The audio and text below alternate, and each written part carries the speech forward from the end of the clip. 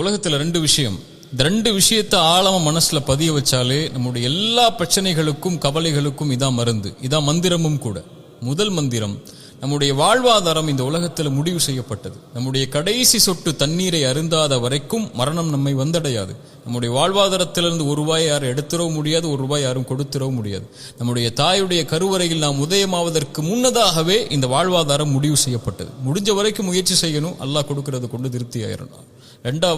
ரெண்டாவது மந்திரம், இந்த உலகத்தில் எந்த ஒரு தீமையும் சோதனையும் பிரச்சனையும் கவலையும் நம்மை வந்தடையாது இறைவன் நாடாத வரைக்கும். வருவது நலவு. குர்ஆனுடைய இந்த வசனத்தை கேளுங்க. குல்லை யுஸீபனா இல்லா மா கதபல்லாஹு லனா ஹுவ மௌலானா வ அலல்லாஹி ஃபல்யதவக்கலில் முஃமினூன்.